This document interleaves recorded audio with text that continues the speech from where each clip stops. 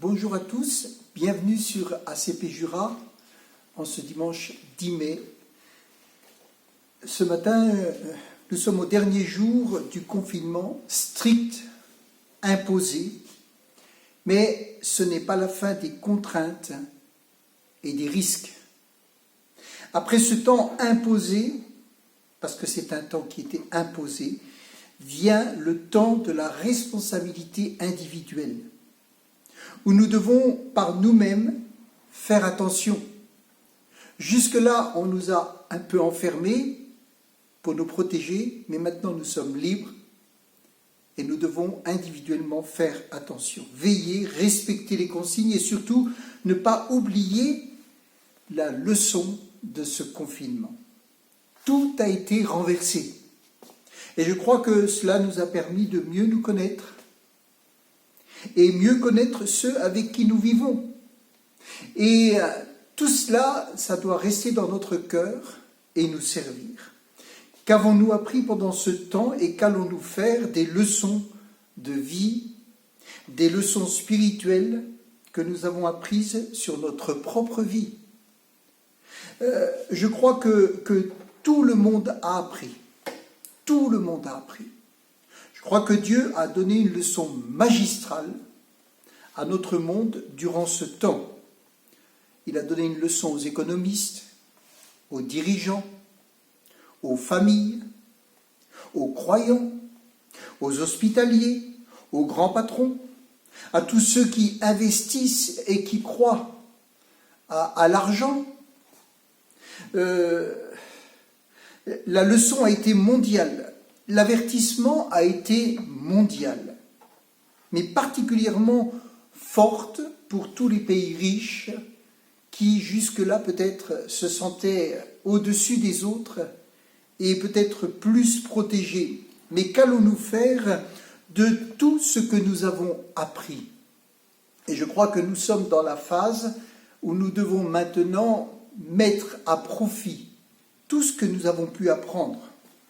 Vous savez, dans la parole de Dieu, il est dit dans Deutéronome chapitre 8, au verset 3, il est parlé du peuple de Dieu qui va se retrouver dans le désert et il est dit « Il t'a humilié, il t'a fait souffrir de la faim, il t'a nourri de la manne que tu ne connaissais pas et que n'avaient pas connu tes pères, afin de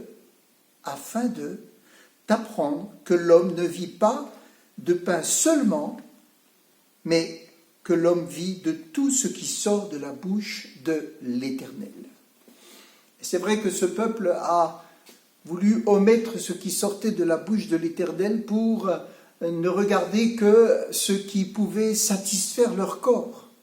Et Dieu leur a appris qu'il n'y a pas que ça qui compte.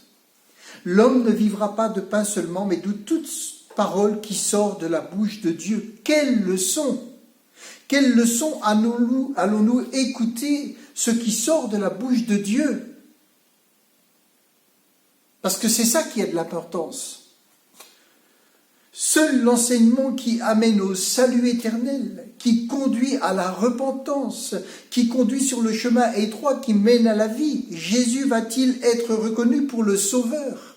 Nos sociétés vont-elles comprendre? Et nous-mêmes, peut-être, allons-nous mieux comprendre que nous ne pouvons pas vivre de pain seulement, de ce que la terre peut produire. Nous devons apprendre à vivre de ce qui sort de la bouche de Dieu. Notre salut en dépend. La bénédiction en dépend.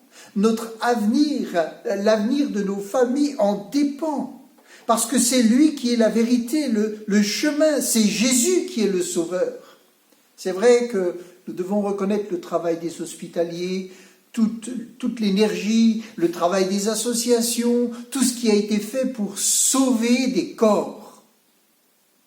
Mais allons-nous comprendre que ce que Dieu veut, c'est sauver notre âme? Il veut nous emmener au salut. Parce qu'un corps sauvé qui part en enfer, parce qu'il n'est pas pardonné de ses péchés ou réconcilié avec Dieu, ça a été un effort, un temps, mais ça n'a pas résolu son problème. Vous savez, il y a des situations dont Dieu se sert pour nous ouvrir les yeux. Par exemple, dans 1 Samuel chapitre 30, verset 9, on va lire un petit passage qui nous parle de quand David était en marche avec ses 600 hommes, il était lui-même dans une grande détresse, dans des grandes difficultés. Et puis, il est dit, et David, 1 Samuel 30, verset 9, il est dit, « Et David se mit en marche, lui et ses 600 hommes qui étaient avec lui. Ils arrivèrent au torrent de Bésor, où s'arrêtèrent ceux qui restaient en arrière. David continua la poursuite avec 400 hommes. 200 hommes s'arrêtèrent, trop fatigués pour passer le torrent de Bésor. Ils trouvèrent dans les champs un homme égyptien qu'ils conduisirent auprès de David. Ils lui firent manger du pain et boire de l'eau. Et ils lui donnèrent un morceau d'une masse de figues sèches et 2 masses de raisins secs. Après qu'il eut mangé, les forces lui revinrent, car il n'avait point pris de nourriture et point d'eau depuis 3 jours et 3 nuits. David lui dit, « À qui es-tu et d'où es-tu » Et il répondit, « Je suis un garçon égyptien au service d'un homme amalécite, et voilà 3 jours que mon maître m'a abandonné parce que j'étais malade. » Voilà 3 jours que mon maître m'a abandonné parce que j'étais malade. Cet homme égyptien retrouvé par David et ses hommes, a appris une grande leçon. Il a fallu qu'il passe par cette situation compliquée pour qu'il réalise qu'il servait le mauvais maître. Un maître qui, dès qu'il n'aurait plus d'intérêt, le lâcherait. Voyez-vous, ce jour-là, il a pris conscience que sa vie avait bien peu de valeur aux yeux de ce maître. Il l'abandonne parce qu'il est malade. Et je crois que ça a été une leçon pour lui. Et les hommes de David ne vont pas lui demander qui il est. Ils vont d'abord le nourrir, le soigner, lui amener la restauration nécessaire et ensuite seulement lui poser des questions. Ils ne se sont pas dit, nous on a des problèmes, on va aller, on va attaquer, on va poursuivre notre combat et cet homme-là sur le coin, là, on va le laisser. Non, et il leur a été utile. Il leur a été utile. Vous savez, il y a parfois dans nos vies des situations que Dieu permet pour nous aussi nous ouvrir les yeux sur certaines réalités qui nous échappent. Et je crois que cette pandémie, c'était une leçon magistrale pour ouvrir les yeux de la terre sur sa situation vis-à-vis de son âme.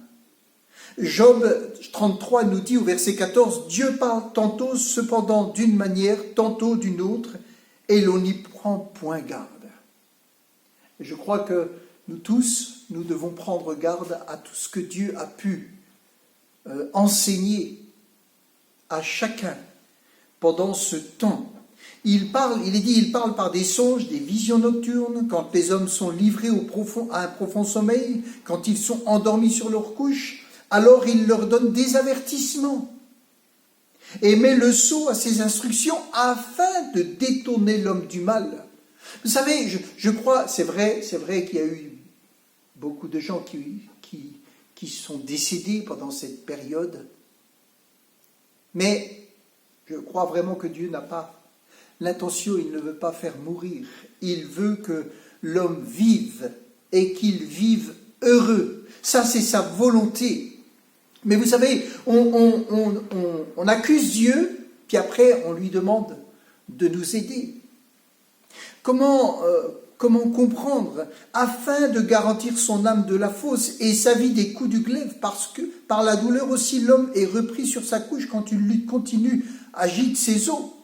Mais le but de Dieu dans tout cela, c'est vraiment qu'on vienne à lui ou qu'on revienne à lui, qu'on tourne les regards vers lui, qu'on comprenne qu'il est celui qui a donné sa vie et qu'il veut le bien de la terre. Alors, c'est vrai que Dieu fait passer par des sentiers de désillusion et de souffrance quelquefois, comme cet homme pour que nous comprenions des leçons. Les disciples, vous savez, de Jésus, ont dû passer par une tempête terrible pour qu'ils puissent proclamer quelque chose qu'ils n'avaient pas pleinement saisi. C'est dans cette tempête que pour la première fois, ils vont dire « Tu es véritablement le Fils de Dieu ». Cette tempête leur a révélé quelque chose.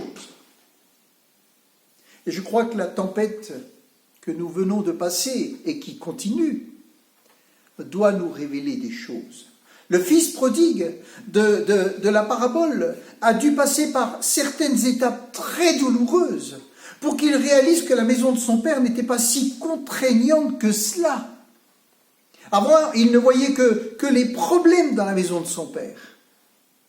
Et quand il s'est retrouvé à manger la nourriture des cochons, il a compris finalement que la maison de son père n'était pas si mal.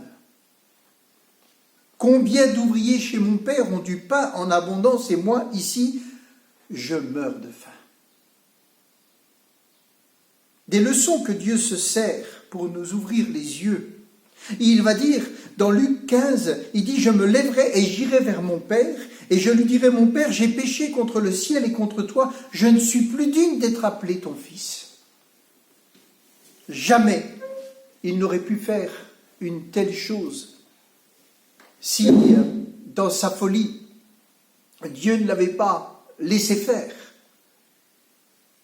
et lui apprendre des leçons qui le ramènent vers son père. « Traite-moi comme l'un de tes mercenaires. » Et il se leva, il alla vers son père, mais son père, quand il a vu son fils revenir, ne l'a pas traité comme un mercenaire. Il l'a traité comme un fils.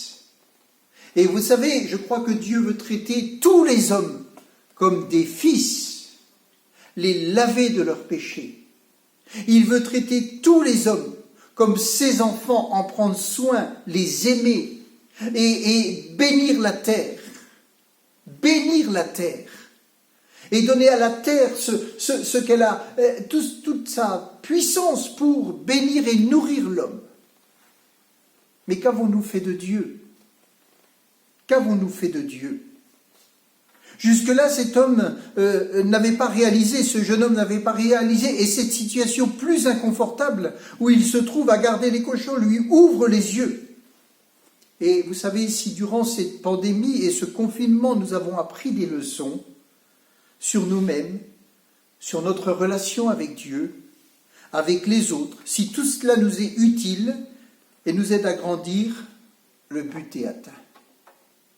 Si nos pays riches, qui comptent beaucoup sur eux-mêmes et sur leur puissance, apprennent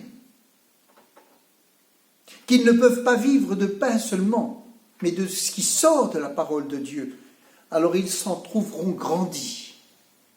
Et Dieu pourra toucher, bénir nos pays. Peut-être traversez-vous ou avez-vous traversé une situation difficile et si elle était le moyen que Dieu utilise pour faire comprendre des choses importantes, pour toucher votre cœur afin que vous saisissiez, que nous saisissions toutes les grâces de Dieu. Dieu est encore aujourd'hui celui qui est capable de changer le mal en bien. Il le fait au travers de situations qui nous déroutent peut-être. Comme tout ce qui s'est passé a dérouté toute la terre. Mais c'est l'occasion de reconsidérer nos choix, reconsidérer nos priorités et mettre Jésus pleinement au centre de notre vie. Jusque-là, on était au contrôle. Mais allons-nous laisser notre Seigneur contrôler nos vies, contrôler nos pensées? C'est cela que Dieu veut. Dans le psaume 145, verset 19, il est dit « Il accomplit les désirs de ceux qui le craignent et il entend leurs cris et il les sauve. » Il accomplit les désirs de ceux qui le craignent. Encore, il est dit dans Jean 15, verset 7, on connaît ce passage, et il est dit « Si vous demeurez en moi, que mes paroles demeurent en vous. Demandez ce que vous voudrez et cela vous sera accordé. » Beaucoup courent la terre pour obtenir ce ce qu'ils ont besoin. Mais la Bible, elle dit, demeure en moi, que mes paroles demeurent en toi, et demande ce que tu veux, je te l'accorderai. Dieu veut accorder à notre terre, à nous-mêmes, ce que nous avons besoin. Mais il le dit clairement, si vous demeurez en moi. Alors, il y a beaucoup de choses qui peuvent être apprises pendant ce temps. Vous savez, encore un dernier passage, dans Jean 15, verset 16, il est dit, « Ce n'est pas vous qui m'avez choisi, mais je vous ai choisi et je vous ai établi. » Il parle à ceux qui lui appartiennent, à ceux qui ont dit oui à son appel, ceux qu'il a appelés et qu'il a choisis. Et il leur dit aux apôtres, mais il le dit à tous ceux qu'il choisit, et il nous choisit. Parce qu'il est mort pour tous. Alors, c'est à nous de dire, oui, tu m'as choisi, mais moi aussi, je te choisis maintenant. Je veux changer de maître. Je ne veux pas un maître qui, quand je ne vaux plus rien, me jette, me laisse comme cet Égyptien dans un coin abandonné parce que je suis malade, parce que je ne vaux plus rien. Non. Je veux un maître qui prend soin de moi, qui m'aime, qui ne m'oublie pas, qui est là quand je suis dans la détresse, qui est là quand je suis dans un mauvais chemin pour m'y ramener, qui est là le jour et la nuit, qui va être là quand tout le monde m'aura abandonné. Ce n'est pas vous qui m'avez choisi, Jean 15, 16, mais moi, je vous ai choisi, je vous ai établi, afin que vous alliez et que vous portiez du fruit. Il est impossible de porter du fruit si nous ne demeurons pas dans la parole de Dieu et si elle ne demeure pas en nous. On ne peut pas vivre de pain seulement. Ce sont les paroles de Dieu qui transforment nos cœurs et nos vies. C'est impossible autrement. On ne peut pas se changer par soi-même. On ne peut pas porter le fruit spirituel que Dieu veut que l'on porte par nous-mêmes et par nos efforts. C'est vraiment cette approche, cette communion avec Dieu qui change les vies. C'est le sang de Jésus qui purifie de tout péché. C'est lui qui nous sanctifie. Qu'avons-nous appris pendant cette pandémie? Il est dit, afin que vous alliez, que vous portez du fruit et que votre fruit demeure. Peut-être que le fruit n'a pas demeuré et que cette pandémie nous en a fait réaliser les défauts. Il est dit à la fin, afin que ce que vous demanderez au Père en mon nom, il vous le donne. Donc voyez, toutes les leçons que Dieu peut nous apprendre dans la vie n'ont qu'un but. C'est que nous devenions meilleurs et que nous puissions prendre toujours le bon chemin, ou que nous revenions au bon chemin, ou que nous puissions grandir dans le chemin de la sanctification. Parce que Dieu veut bénir, il veut continuer de sauver, et il veut utiliser le peuple de Dieu, ceux qu'il a choisis, ceux qui lui appartiennent, ceux qu'il a sanctifiés par sa parole. Il les choisit, il les utilise afin qu'ils puissent aller parler, porter la bonne nouvelle. Demain, nous aurons le droit de sortir. Nous serons libres, à part un peu dans les transports en commun et autres. On ne pourra peut-être pas encore se réunir pour le moment, mais avons-nous gardé les leçons? Allons-nous garder les leçons? Allons-nous changer par rapport aux leçons qui nous ont été enseignées par notre Dieu durant ce temps? Si nous oublions sa parole, l'avertissement aura été inutile. Et vous savez, Dieu peut se fâcher. Mais si nous apprenons les leçons, alors la bénédiction n'en sera que plus grande. Et l'Éternel œuvrera au travers de nos vies.